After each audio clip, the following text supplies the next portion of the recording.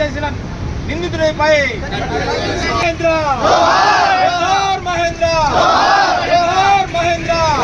న్యాయ బ్రాహ్మణ క్షౌర వృత్తిదారులకు రక్షణ కల్పించాలి. న్యాయ బ్రాహ్మణ క్షౌర వృత్తిదారులు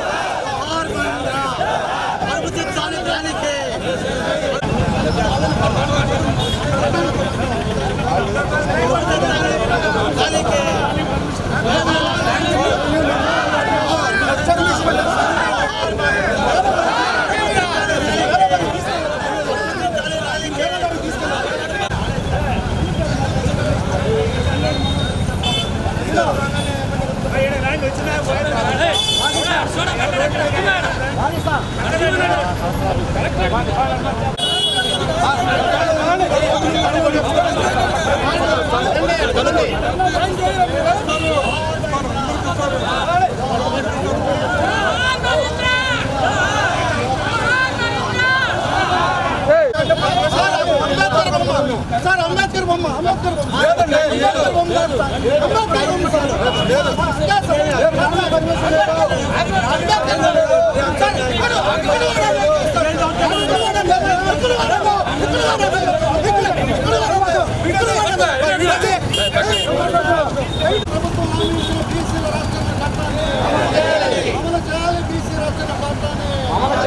రక్షణ కల్పించాలి క్షౌర వృత్తిదారులు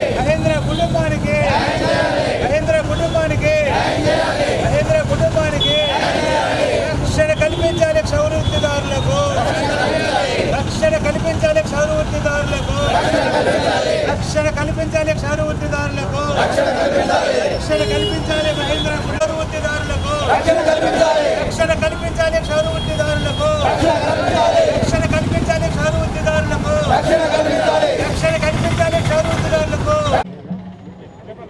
నా పేరు మద్దులూరు శ్రీనివాసులు, భారతీయ న్యాయ బ్రాహ్మణ ఐక్యవేదిక జాతీయ కన్వీనర్.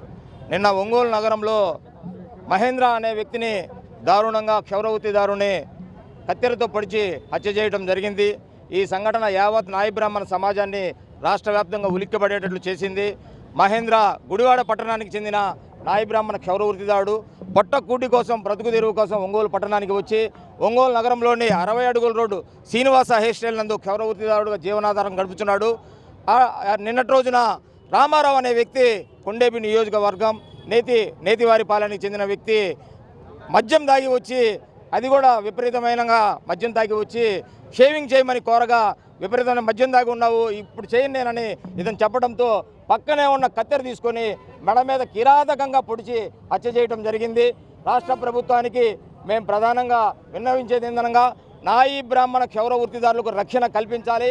అలాగే నిన్న హత్యకు గురి కాబడిన మహేంద్ర కుటుంబంలో ఒకరికి ప్రభుత్వ ఉద్యోగం కల్పించాలి, 2 ఎకరాల భూమి కేటాయించాలి, వారికి ప్రభుత్వ ఎక్స్గ్రేషియా 10 లక్షల రూపాయలు ప్రకటించాలి, ఇంటి నివేశన స్థలం కూడా ఇవ్వాలని డిమాండ్ చేస్తున్నాము. రాష్ట్ర వ్యాప్తంగా న్యాయ బ్రాహ్మణులు ఈ రోజున మహేంద్ర కుటుంబానికి న్యాయం జరగకపోతే భారీ స్థాయిలో ఉద్యమం కూడా నిర్మిస్తామని తెలియజేస్తున్నాం. న్యాయ బ్రాహ్మణులు అంటే తరతరాలుగా క్షౌర సాంప్రదాయం ద్వారా సమాజ హితానికి కృషి చేస్తున్నారు. అటువంటి వారి మీద ఈ విధంగా హత్యలు జరగడం అనేది చాలా దారుణంగా విషయం అన్నమాట. దీన్ని తీవ్రంగా ఖండిస్తున్నాం. రాష్ట్ర స్థాయి ఉద్యమాన్ని కూడా త్వరలో నిర్మాణం చేస్తాము. ముఖ్యమంత్రి చంద్రబాబు నాయుడు గారు తక్షణం న్యాయ బ్రాహ్మణ క్షౌర వృత్తిదారులకు ప్రత్యేక రక్షణ కల్పించేందుకు కృషి చేయాలని, మహేంద్ర కుటుంబాన్ని ఆదుకోవాలని మేము ఈ విధంగా డిమాండ్ చేస్తున్నాం.